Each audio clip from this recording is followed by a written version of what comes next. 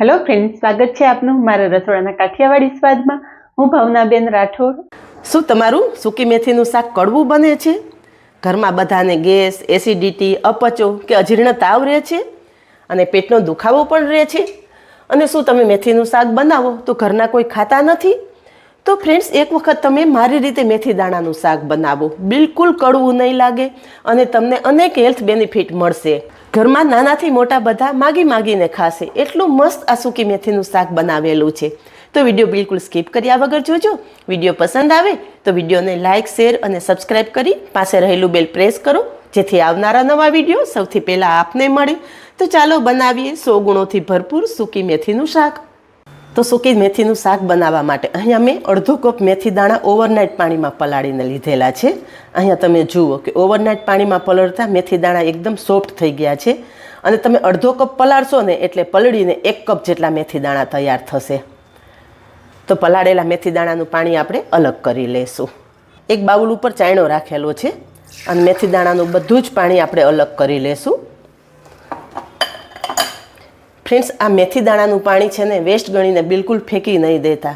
ઘરમાં કોઈ diabetic patient હોય ને તો એ આ મેથીનું પાણી પી શકે છે. પણ જો તમારે કોઈને પીવડાવવું ન હોય તો આ પાણીથી તમે એક વખત વાળ ધોજો. એકદમ સિલ્કી અને શાઇની વાળ થઈ જશે. એટલે વેસ્ટ ગણીને ફેંકવાને બદલે આપણે આ રીતે આ મેથીના પાણીનો ઉપયોગ કરી શકીએ છીએ. સ્ટ્રેનરમાં લીધેલી મેથી છે ને એ આપણે કુકરમાં ઉમેરી દઈશું.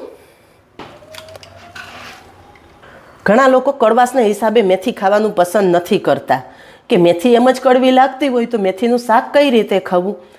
પણ આજે હું તમને એવી ટ્રીક બતાવીશ કે તમે મેથી દાણાનું શાક બનાવશો ને તો બિલકુલ કડવાશ વગરનું થશે. અને મેથી દાણાનું શાક કડવું શું કામે થાય છે એનું કારણ પણ તમને આગળ હું વિડીયોમાં જણાવી દઈશ. તો અહીં આપણે મેથી કુકરમાં લઈ લીધી છે. હવે આપણે 1/4 ટીસ્પૂન જેટલી હળદર અને 1/4 ટીસ્પૂન જેટલું મીઠું ઉમેરી દઈશું. અને એની સાથે આપણે પાણી કેટલું ઉમેરવાનું છે એ વાત ખાસ મહત્ત્વની છે. તો અહીંયા આપણે મેથી દાણા અડધો કપ લીધેલા, એની સાથે એક નાનો ગ્લાસ પાણી આપણે મેથી દાણા બાફવામાં ઉમેરશું.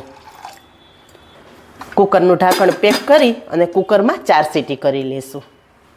અહીંયા કુકરમાં 4 સીટી થઈ ગઈ છે અને હવા પણ રિલીઝ થઈ ગઈ છે. તો તમે જુઓ કે પ્રમાણસર પાણી ઉમેરી અને મેથી આપણે બાફીને તો મેથી સરસ બાફાઈ અને ફૂલી ગઈ છે અને પાણીનું પ્રમાણ પણ માપે છે. તમને આગળ કહેલું એમ કે મેથીનું શાક કડવું શું કામે થાય છે? તો એનું કારણ એ છે કે ઘણા લોકો મેથી બાફી અને પછી 2 થી 3 પાણીથી મેથી ધોઈ નાખે છે. તમે જેટલી મેથી ધોશો ને એટલી મેથીમાંથી કડવાશ રિલીઝ થશે. પરિણામે મેથીનું શાક કડવું થશે. અને મેથી બાફવામાં પણ પ્રમાણસર પાણી ઉમેરીને જ મેથી બાફવાની. મેથી બાફેલું પાણી ક્યારેય નહીં કાઢી નાખવાનું, કારણ કે મેથીના બધા જ પોષક તત્વો બાફેલી મેથીના પાણીમાં હોય છે. આવી બધી જ નાની નાની બાબત તમે ધ્યાનમાં રાખશો ને તો તમારું મેથીનું શાક બિલકુલ કડવું નહીં થાય. તો ચાલો હવે શાક બનાવી લઈએ.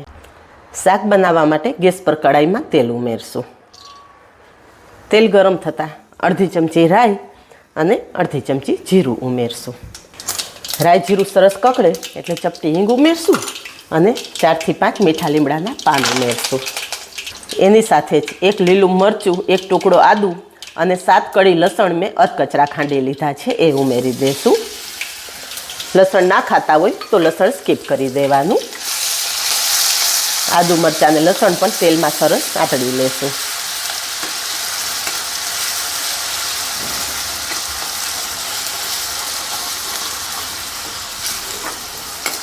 આદુ, મરચાં અને લસણ સંતળાઈ ગયા છે. તો અત્યારે તેલ સાથે જ આપણે 2 ચમચી જેટલો ચણાનો લોટ ઉમેરી દઈશું અને ચણાનો લોટ સરસ શેકી લેશું. મેથીના શાકમાં થોડો ચણાનો લોટ ઉમેરશો ને એટલે મેથીનું શાક બિલકુલ કડવું નહીં લાગે.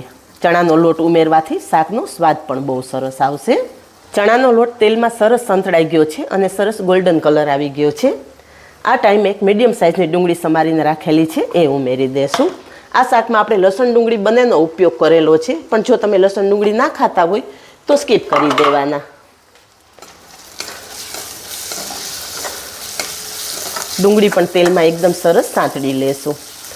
હવે ગેસની ફ્લેમ એકદમ ધીમી રાખી અને મસાલા કરી લેશું. 1/4 ટીસ્પૂન જેટલી જ હળદર ઉમેરીશું. 1/4 ટીસ્પૂન હળદર આપણે મેથી બાફવામાં ઉમેરેલી. અને 2 ટીસ્પૂન લાલ મરચું પાવડર ઉમેરશું. લાલ મરચું પાવડર તમારા ટેસ્ટ મુજબ તમે વધારે કે ઓછું કરી શકો છો. 1 ટીસ્પૂન ધાણા જીરું અને સ્વાદ પ્રમાણે મીઠું ઉમેરશું. મીઠું પણ આપણે મેથી બાફવામાં ઉમેરેલું એટલે જાળવીને ઉમેરવાનું. બધા જ મસાલા આ ટાઈમે ઉમેરી દેશો ને એટલે ડુંગળી સાથે બધા મસાલા એકદમ સરસ સંતળાઈ જશે. મસાલા સાંતળો ને ત્યારે ગેસની ફ્લેમ એકદમ ધીમી રાખવાની. મસાલા સરસ સંતળાઈ ગયા છે અને બધું જ તેલ છૂટું પડી ગયું છે. તો 2 થી 3 ચમચી જેટલું જ પાણી ઉમેરશું અને મિક્સ કરી લેશું. હવે અહીં આપણા કડાઈમાં ઉમેરેલી બધી જ સામગ્રી એકદમ મસ્ત સંતળાઈ ગઈ છે અને બધું તેલ છૂટું પડી ગયું છે. તો આ ટાઈમે આપણે બાફી રાખેલી મેથી પાણી સહિત જ કડાઈમાં ઉમેરી દઈશું. બધું જ સરસ મિક્સ કરી લઈશું.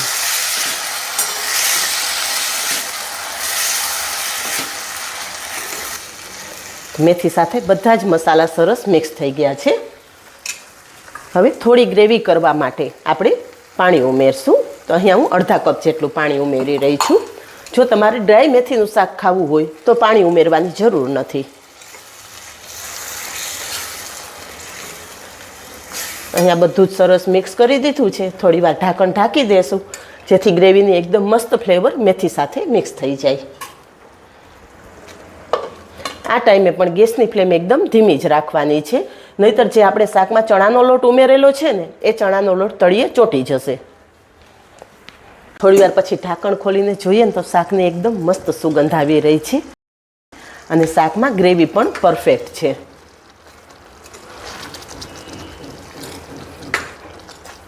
હવે આગળ તમને કહેલું એમ કે તમે મેથીનું શાક આ રીતે બનાવશો ને બિલકુલ કડવું નહીં લાગે, પણ થોડી ઘણી કડવાશ હશે ને એ દૂર કરવા માટે અહીં અમે 2 ચમચી ગોળ લીધેલો છે.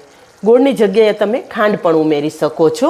થોડી ગળાશ ઉમેરવાથી મેથીની કડવાશ એકદમ ઓછી થઈ જશે અને એની સાથે જ અડધા લીંબુનો રસ ઉમેરી દેશું. બધું સરસ મિક્સ કરી લેશું. ગેસની ફ્લેમ બંધ કરી દઈશું અને તૈયાર થયેલા ફ્રેશ સમારેલી કોથમરી છાંટી દેશું. આ શાકમાં આપણે કોઈ ખડા મસાલાનો કે ગરમ મસાલાનો ઉપયોગ નથી કરેલો. બધા જ હેલ્થ બેનિફિટ મળે ને એ રીતે જ આપણે આજે મેથીનું શાક બનાવેલું છે. તો આ જ રીતે બનાવો અને કમેન્ટમાં જણાવો કે પરફેક્ટ માપ અને બધી જ ટિપ્સ સાથે બનેલા સૂકી મેથીના શાકની રેસીપી કેવી લાગી. આજે બસ આટલું જ. મળીએ નેક્સ્ટ વિડીયોમાં. ત્યાં સુધી બાય. Thank you.